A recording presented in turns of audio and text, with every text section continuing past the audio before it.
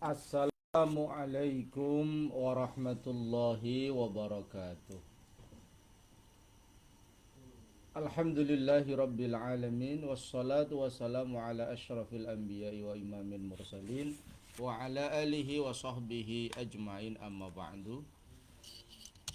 Para pemirsa yang berbahagia, alhamdulillah berjumpa kembali dalam ngaji tabarrukan karya Syekhina Ki Haji Muhammad Ahmad Sal Mahfud, kitab Anwarul Basair ala Ta'liqatil Ashbah wan Nadhair. Semoga kita semua mendapat barokah ilmu, bahyai sahal dunia dan akhirat. Amin Allahumma amin. Mari kita awali dengan bacaan suratul Fatihah ila ruhi syekhina wa murabbi ruhina al-hajj al-faqih al-usuli Muhammad Ahmad Sal Mahfud wa zawjatihi wal imam Jalaluddin As-Suyuti wa syekhi Ahmad Fahimi Munji wa jami'i masyayikhina wa asatidina lahumul fatihah. Bismillahirrahmanirrahim.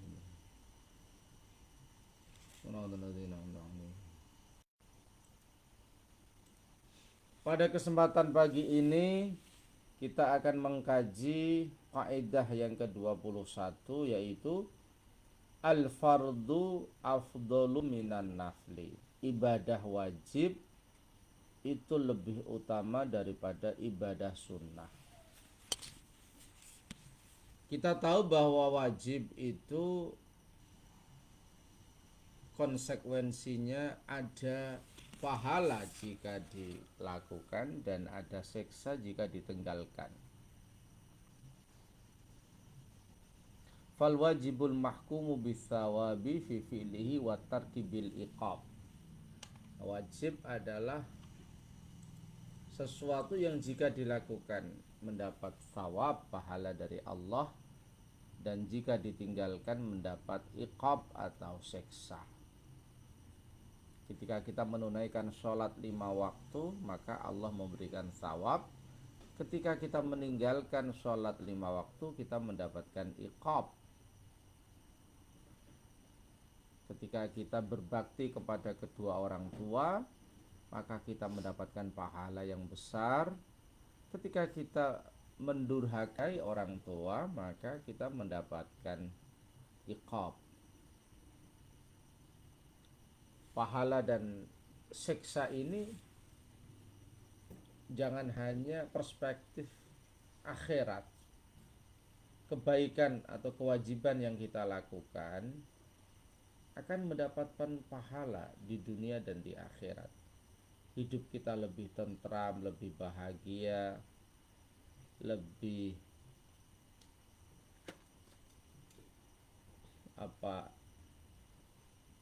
lebih mandiri, ada kepuasan spiritual yang kita rasakan. Ketika kita meninggalkan kewajiban kepada Allah dan sesama manusia, maka ada jiwa yang kering, ada jiwa yang labil, ada jiwa yang jauh dari spiritualitas. Oleh karena itu, sesuatu yang wajib adalah sesuatu yang harus kita lakukan tanpa kompromi. Karena ketika kita melakukan, konsekuensinya ada thawab minallah, dan ketika kita meninggalkan ada iqab minallah yang berdampak di dunia sampai di akhirat. Orang yang rajin menunaikan sholat, Allah menggaransi rizkinya. Wa'mur ahlaka bis sholati wastabir 'alaiha. Orang yang memutus silaturahim adalah orang yang celaka, karena di satu sisi dia tidak akan mendapatkan kebahagiaan di akhirat, dan di sisi lain dia mengalami kerugian besar di dunia karena dia menutup akses dari segala hal, sehingga ada hadis la yadkhulul jannata qati'un. Orang yang memutus silaturahim dia tidak akan masuk surga. Di dunia karena dia memutus silaturahim, dia kehilangan akses yang sangat berharga karena network relationship atau kemampuan untuk bekerja sama, menggalang mitra strategis, silaturahim itu menjadi salah satu kunci sukses. Sehingga Nabi bersabda, orang yang ingin umurnya dipanjangkan, rizkinya dilebarkan, falyasir rahimah, maka sambungkan silaturahim, maka lakukan silaturahim. Jadi al-fardu afdalu minan nafli, ibadah yang sifatnya wajib itu lebih utama dari ibadah sunnah karena konsekuensi yang didapatkan dari ibadah wajib itu sangat besar, yaitu berupa pahala dan berupa siksa. Berbeda dengan sunnah, fanadbu ma fi fi'lihi thawabu walam yakun fi tarkihi iqab. Ibadah sunnah itu jika dilakukan Allah memberikan tambahan pahala, tapi walam yakun fi tarkihi iqab, tetapi ketika ditinggalkan tidak ada resiko siksa dari Allah Subhanahu wa taala. Kita tidak siwakan, mau sholat ya kurang utama, tetapi tidak ada iqab. Ketika kita tidak bersedekah, maka kita tidak mendapatkan siksa, tetapi pahala kita tidak besar. Allah tidak memberikan tambahan pahala kecuali lil muttar. Ada sedekah yang wajib, yaitu sedekah kepada orang yang dalam kondisi darurat. Ketika kita tidak memberikan donasi bantuan kepada orang itu akan meninggal, maka ini hukumnya wajib. Jadi as-shadaqatu lil muttar itu wajib. Tapi kepada orang biasa yang tidak dalam kondisi darurat, itu ibadah sunnah. Tentu orang yang baik adalah orang yang selalu berputar kepada dua hal ini. Kalau tidak wajib ya sunnah, kalau tidak wajib ya sunnah. Meneladani baginda Rasulullah Muhammad Sallallahu Alaihi Wasallam. Apa dasar dari kaidah al-fardu afdalu minan nafli? Ibadah wajib itu lebih utama daripada ibadah sunnah. Qala Sallallahu Alaihi Wasallam fima yahkihi an rabbihi. Sabda Nabi yang diceritakan dari Tuhannya, dari Allah Subhanahu wa taala, wa ma taqarraba ilayya al-mutaqarribun bimithli ada'i ma iftaradtu alaihim. Wa ma taqarraba, dan tidak mendekat ilayya kepadaku, kata Allah, al-mutaqarribuna, orang-orang yang mendekatkan diri, bimithli ada'i ma iftaradtu alaihim, sebanding dengan melaksanakan apa yang aku wajibkan kepada mereka. Rawahul Bukhari. Hadis ini diriwayatkan oleh Imam Bukhari. Jadi tidak ada jalan untuk mendekatkan diri kepada Allah yang paling utama, yang paling vital, yang paling strategis, yang paling berkualitas, melebihi apa-apa yang diwajibkan Allah kepada hamba-hambanya. Bagaimana kita bertakarrub kepada Allah? Ya jangan sampai meninggalkan sholat 5 waktu. Bagaimana kita bertakarrub dengan Allah? Jangan sampai tidak berzakat jika sudah wajib zakat. Jangan sampai tidak segera daftar haji ketika sudah punya ongkos untuk naik haji. Karena kita tidak bisa naik haji tanpa kita daftar haji. Jadi al-wasailu bihukmil maqasid. Sarana itu menjadi sama hukumnya dengan tujuan. Tanpa kita daftar haji, kita tidak bisa berangkat haji karena ada pengaturan dari negara, dan haji ini masuk mimbabi wilayatil imam, termasuk hal yang diurus oleh pemerintah, sehingga kita harus ikut aturan pemerintah dengan haji. Jangan sampai kita melupakan kewajiban-kewajiban ini. Jangan sampai kita meninggalkan orang tua Karena birrul walidain, berbakti kepada orang tua, hukumnya wajib. Jangan sampai kita tidak mengajarkan ilmu kepada orang lain, karena mengajarkan ilmu kepada orang lain bagi orang alim hukumnya wajib. Dan orang yang menyembunyikan ilmu itu dilaknat oleh Allah. Nah, maka hal-hal yang wajib inilah instrumen terbaik, wasilah terbaik, sarana terbaik bagi kita untuk taqarrub, mendekatkan diri kita kepada Allah Subhanahu wa taala. Wa ma taqarraba ilayya al-mutaqarribun bimithli ada'i ma iftaradtu alaihim. Tidak ada cara untuk mendekatkan diri kepada Allah melebihi, membandingi apa-apa yang aku wajibkan kepada mereka. Insyaallah.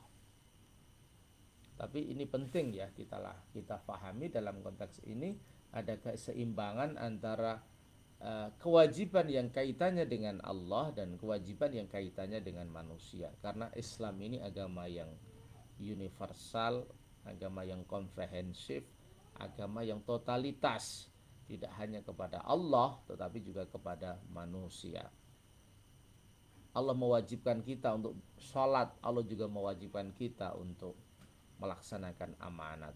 Innallaha ya'murukum an tu'addul amanati ila ahliha wa idza hakamtum bainan nasi an tahkumu bil adl. Pemimpin wajib menegakkan keadilan. Setiap orang wajib untuk melaksanakan amanat yang dibebankan kepadanya. Ini juga kewajiban. Jadi al-faridah atau al-fardu itu ada yang kaitannya dengan Allah dan ada yang kaitannya dengan manusia, dan semuanya itu harus kita lakukan sebagai sarana kita untuk mendekatkan diri kita kepada Allah Subhanahu wa taala. Qala Imamul Haramain, Imam Haramain berkata, qala al-a'immah, para imam berkata, fa khassallahu nabiyahu sallallahu alaihi wasallam bi ijabi asya liyu'azzima thawabahu. Fa inna thawabal faraidi tazidu ala thawabil mangdubat bisab'ina darajatan. Para imam berkata, Allah mengkhususkan Nabi kita Muhammad sallallahu alaihi wasallam dengan mewajibkan banyak hal dengan tujuan untuk mengagungkan pahalanya, memperbesar pahalanya. Apa maknanya liyu'azzima thawabahu?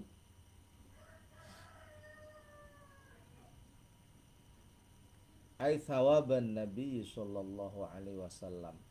Artinya mengagungkan pahala kepada Nabi kita Muhammad sallallahu alaihi wasallam. Karena pahala hal-hal yang sifatnya wajib itu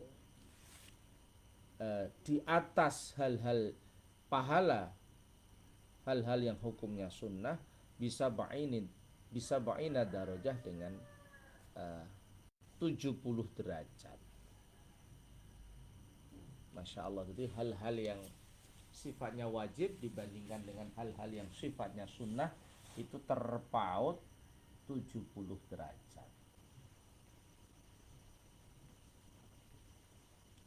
Wa tamassaku bima rawahu Salman Al-Farisi radhiyallahu anhu. Para ulama a'immah ini berpegangan dengan hadis yang diriwayatkan oleh sahabat Salman Al-Farisi radhiyallahu anhu anna Rasulullah sallallahu alaihi wasallam qala fi syahri Ramadan.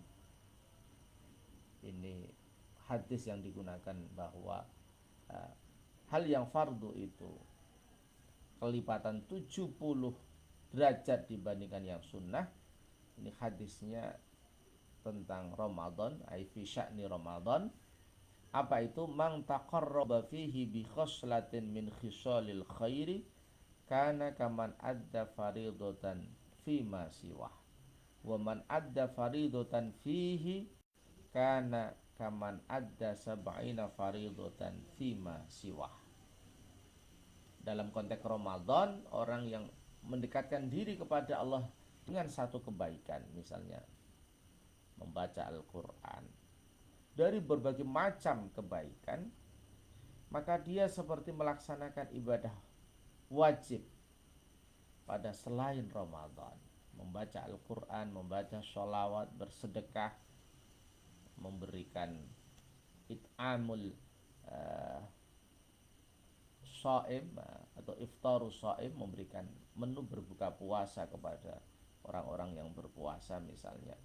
Itu seperti melakukan kewajiban pada selain bulan Ramadan. Dan siapa yang melakukan kewajiban di dalam bulan Ramadan, maka seperti melakukan 70 ibadah wajib pada selain bulan Ramadan. Faqabala an-nafla fihi bil fardi fi ghairihi wa qabala al-fardha fihi bi sab'ina fardan fi ghairihi. Nabi membandingkan sunnah dengan fardu pada selain Ramadan. Kemudian Nabi membandingkan fardu di dalam Ramadan dengan 70 fardu pada selain Ramadan. Fa asy'ara hadza bi tariqil fahwa annal fardha yazidu 'ala nafli sab'ina darajah. Hadis ini secara implisit menunjukkan satu bukti bahwa ibadah fardu itu melebihi ibadah sunnah dengan lipatan 70 derajat. Qala Ibnu Subuki, Imam Tajuddin As-Subuki berkata, wa hadza aslun muttaridun la sabila ila naqdihi minas suwar. Dua hadis tadi, hadis yang pertama kemudian hadis yang kedua, adalah menunjukkan bahwa kaunul fardhi afdhala minan nafli, bahwa ibadah wajib lebih utama daripada ibadah sunnah. Ini adalah aslun muttaridun, asal yang berlaku, la sabila ila naqdi, tidak boleh dirusak, dibubarkan, tapi tetap harus dijalankan dan diberlakukan. Minas suwari, dari beberapa contoh. Jadi dari kaidah ini jangan sampai kita menyepelekan sholat 5 waktu, puasa Ramadan, menunaikan ibadah zakat, melaksanakan haji, berbakti kepada kedua orang tua, berkata yang jujur, melaksanakan amanah, kemudian menepati janji, dan lain-lain. Karena ibadah wajib itu tanpa kompromi, semua orang wajib melakukan, dan beresiko besar ketika kita meninggalkan, menyepelekan, merendahkan, karena hubungannya dengan al-iqab, siksa, tidak hanya di akhirat, di dunia hidup kita akan susah, hidup kita penuh dengan ujian, penuh dengan tantangan ketika kita menyepelekan ibadah wajib ini. Wa qadis tusniya furu,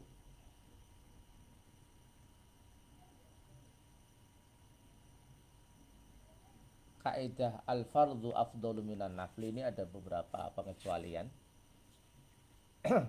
dan hal yang wajar ya, karena setiap kaidah pasti ada mustasnayat, pengecualian sebagaimana kaidah-kaidah yang telah lalu. Apa salah satunya? Ahaduha ibra'ul mu'siri fa innahu afdalu min inzarihi wa inzaruhu, qala ta'ala wa in kana dzu usratin fanadhiratun ila maisarah wajibun wa ibra'uhu mustahabun. Ada beberapa contoh di mana ibadah yang sunnah itu lebih utama dari yang wajib. Satu, membebaskan orang yang hutang dalam posisi tidak punya, itu lebih utama daripada menunggu sampai orang yang hutang itu kaya dan sanggup membayar hutangnya. Tentu ini lebih berat, meskipun sunnah tapi lebih berat. Ada orang punya hutang misalnya sebanyak 1 juta, tetapi ekonominya tidak beranjak, justru mengalami penurunan. Namanya al-mu'sir, kesulitan ekonomi. sumber-sumber ekonominya macet misalnya. Lah orang yang menghutangi ini dalam Al-Qur'an harus menunggu. Wa in kana dzu usratin fanadhiratun ila maisarah. Jangan ditagih terus tapi tunggu sampai ekonominya stabil, ekonominya lancar, sukses. Tetapi ketika kita membebaskan, artinya sudah saya bebaskan hutangku padamu, sudah tidak usah berpikir, itu justru lebih utama. Sedangkan ibro itu hukumnya sunnah, ingzor atau menunggu sampai si orang yang punya hutang kepada kita ini kaya, itu hukumnya wajib. Di sini an-naflu afdalu minal fardhi, ibadah sunnah lebih utama daripada ibadah wajib. Itu tentu sangat rasional ya bagi kita, karena itu lebih berat. Nah, artinya kita membebaskan dia, kita lepaskan dia dari jeratan hutang itu. Tentu ini berkahnya luar biasa. Artinya apa? Orang yang punya hutang kepada kita akan menyampaikan terima kasih, kita mendapatkan tambahan doa. Di sisi lain dia berkurang bebannya. Ketika dalam kondisi muksir, maka prioritasnya adalah mencukupi kebutuhan keluarganya dan beban-beban kepada orang lain. Karena diibrokkan, dibebaskan, dihilangkan, maka dia lebih enjoy menikmati hidup ini, tidak kejar-kejar oleh tanggungan hutang kepada orang lain, tapi lebih fokus pada kemandirian keluarga untuk mencukupi kebutuhan keluarga. Ini contoh yang pertama. Contoh yang kedua, atsani ibtida'us salam fa innahu sunnatun warraddu wajibun wal ibtida'u afdalu. Memulai salam itu hukumnya sunnah, sedangkan menjawab salam hukumnya wajib. Meskipun begitu, memulai salam itu lebih utama daripada menjawab salam. Karena apa? Karena dia yang memulai kebaikan. Anda ketemu dengan teman, assalamualaikum. Teman wajib menjawab waalaikumsalam. Meskipun menjawabnya wajib, mengucapkan salam sunnah, tapi sunnah dalam konteks ini lebih utama daripada yang wajib. Karena dia adalah inisiator kebaikan. Dia adalah orang yang memulai melakukan kebaikan, yang mengharuskan orang lain untuk melakukan kebaikan. Jadi fungsinya sebagai inisiator, orang yang pertama memulai kebaikan itu lebih utama. Karena dia sama dengan memberikan pahala kepada orang yang menjawab. Kalau dia tidak mengucapkan salam, maka tidak ada dasar bagi orang itu untuk menjawab salam. Biqaulihi sallallahu alaihi wasallam, sesuai sabda Nabi, wa khairuhuma alladzi bada'a sahibahu bisalam. Sebaik-baiknya dua orang yang ketemu itu orang yang memulai dengan salam. Masya Allah, luar biasa.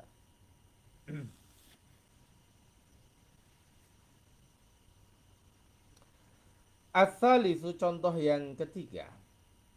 Qala Ibnu Abdissalam, Imam Izzuddin bin Abdissalam berkata, sholatu nafilatin wahidatin afdalu min ihdal khamsil wajibi fi'luha ala man taraka wahidatan minha wa nasiya ainaha.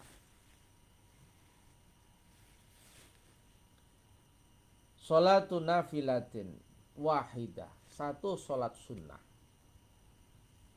Satu sholat sunnah, misalnya duha, tahajud, tasbih, satu sholat sunnah.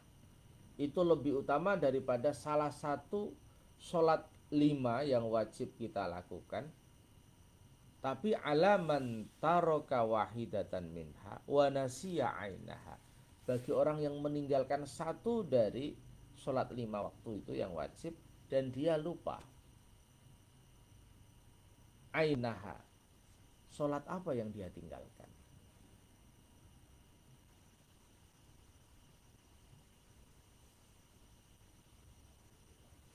Jadi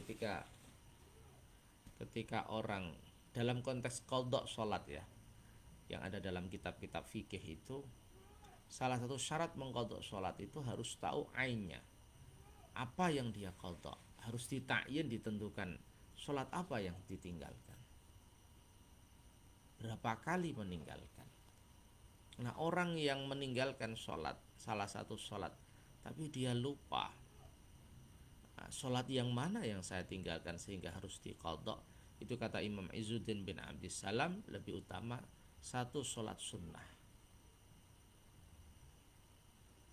Tentu dalam konteks qadha itu ya seseorang harus segera menentukan sholat apa yang segera wajib dia qadha dan berapa kali dia meninggalkan. Dalam salah satu bahsul masail diputuskan bahwa ini kan budaya orang Indonesia zaman dulu, ketika Ramadan itu tidak melakukan sholat tarawih tetapi sholat qadha ya, karena orang-orang kampung itu sibuk bekerja sehingga waktu untuk qadhanya hanya ada pada bulan Ramadan secara kolektif berjamaah bagi orang-orang tua ya. Nah, oleh karena itu dalam forum bahsul masail diputuskan orang yang mengqadha puasa harus mentakyin sholat apa saja yang dia tinggalkan, berapa kali. Jadi jelas beban yang harus dia lakukan. Jangan sampai mengawang-awang, jangan sampai abstrak, tapi harus konkret.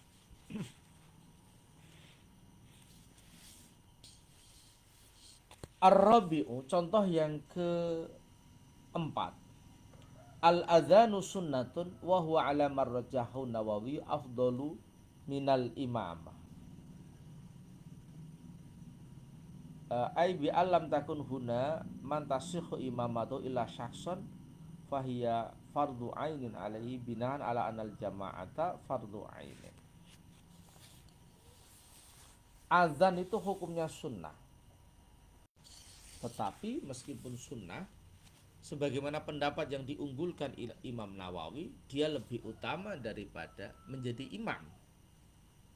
Wahwa fardu kifayatin au ainin, sedangkan menjadi imam itu fardu kifayah atau fardu ain ketika tidak ada orang lain yang pantas menjadi imam.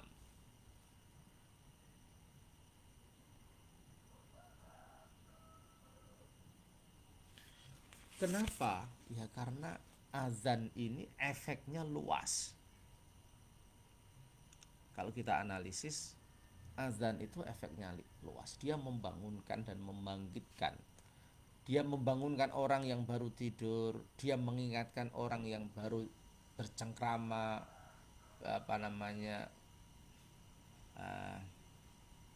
orang yang baru asik berbincang-bincang dengan temannya. Dia membangkitkan orang yang sedang dalam masalah. Jadi azan itu fungsinya sangat luas sekali, sehingga meskipun azan itu sunnah dengan efeknya yang besar, maka dia lebih utama daripada menjadi imam. Meskipun menjadi imam itu kalau tidak fardu ain, ya fardu kifayah.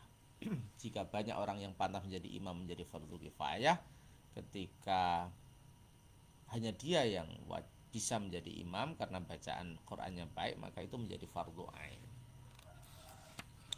Dan kita tahu dari banyak hadis Nabi bahwa muadzin li sholawat, juru azan itu termasuk musuh utama iblis. Karena dengan jasa muadzin lah satu kampung, satu RT, satu lingkungan itu bergegas untuk segera mengambil air wudhu dan melaksanakan sholat jamaah. Jadi dan muadzin ini ya di era sekarang kan dituntut untuk on time, dituntut untuk melakukan azan itu tepat waktu, karena azan adalah syiar lidukhuli waktu sholat, menjadi penanda bagi masuknya waktu sholat. Coba bayangkan kalau waktu Ramadan muadzin li sholati subhi wal maghrib itu begitu ditunggu orang yang azan untuk sholat maghrib waktunya berbuka puasa, dan azan untuk sholat subuh waktunya habis makan sahur misalnya, maka azan itu walaupun sunnah afdalu minal imamah, lebih utama daripada yang wajib, yaitu menjadi imam.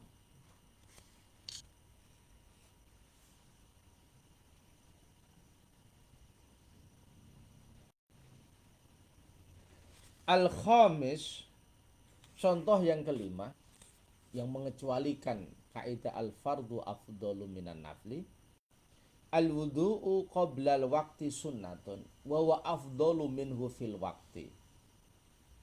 Melakukan wudhu sebelum masuk waktunya sholat itu hukumnya sunnah. Itu lebih utama daripada wudhu ketika sudah datang waktunya sholat.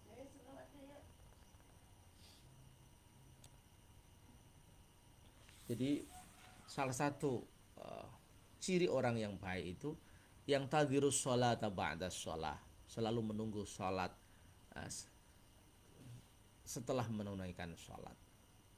Jadi sebelum azan berkumandang dia berwudhu dulu, sehingga ketika azan dia menjawab azan, merenungkan mana azan, berdoa setelah azan, kemudian sholat qabliyah, berzikir menunggu imam untuk jamaah. Jadi al-wudu qoblal waktu sunnah wa wa afdalu minhu fil waktu. Wudu sebelum datang waktunya sholat itu sunnah, sedangkan ketika datang waktu sholat itu menjadi wajib, ya, terutama bagi orang yang dzikil waktu, dalam posisi waktunya yang mepet untuk melakukan sholat. Intinya dia lebih utama daripada wudu fil waktu. Para pemirsa yang berbahagia, dari kajian kita pagi ini ada beberapa faedah. Yang pertama, jangan sampai menyepelekan ibadah yang wajib, karena itu harus kita lakukan tanpa kompromi, dan itu adalah sarana terbaik kita untuk taqarrub, mendekatkan diri kita kepada Allah Subhanahu wa taala. Yang kedua, ada beberapa contoh menarik bahwa ibadah sunnah itu lebih utama daripada wajib, melihat ibadah sunnah itu membahagiakan orang lain, yaitu membebaskan orang yang punya hutang, yang dalam posisi ekonomi terjepit. Itu sama dengan melegakan, membahagiakan orang lain. Atau ibadah sunnah itu sifatnya inisiator, inisiasi, menginisiasi kebaikan, sehingga pahala inisiator kebaikan ini sangat besar. Memulai salam itu adalah inisiator kebaikan. Kemudian sesuatu yang dilakukan dengan yakin, dengan penuh keyakinan, dengan penuh kepastian, itu lebih baik daripada yang abstrak. Sehingga sesuatu yang pasti ini harus kita tetapkan, sehingga ada target yang jelas yang kita inginkan, yaitu seperti orang yang melakukan ibadah sholat sunnah itu lebih utama daripada wajib, tetapi belum jelas wajib yang mana. Kemudian dampak yang besar, dampak yang besar yang baik itu bisa mengalahkan yang wajib, yaitu seperti azan. Azan itu lebih utama daripada menjadi imam, karena dampaknya yang luar biasa, berani untuk mengajak kebaikan kepada orang lain seluas-luasnya. Dan yang terakhir di sini dicontohkan al-wudu qoblal waqti, artinya ini mendidik kepada kita supaya betul-betul memanfaatkan waktu sebaik mungkin. Jadi jadilah orang yang sabiqum bil khairat, berlomba-lomba melakukan kebaikan. Artinya ketika orang lain masih tertidur, masih bercengkrama, kita sudah sibuk untuk menjemput kebaikan. Berwudu dulu sebelum adzan dikumandangkan, sehingga ada banyak ibadah yang bisa kita lakukan. Membaca Al-Quran, menjawab azan, berdoa setelah azan, kemudian melakukan sholat qabliyah dan lain-lain. Para pemirsa yang berbahagia, demikian kajian kita hari ini, semoga bermanfaat. Al-Fatihah. Bismillahirrahmanirrahim.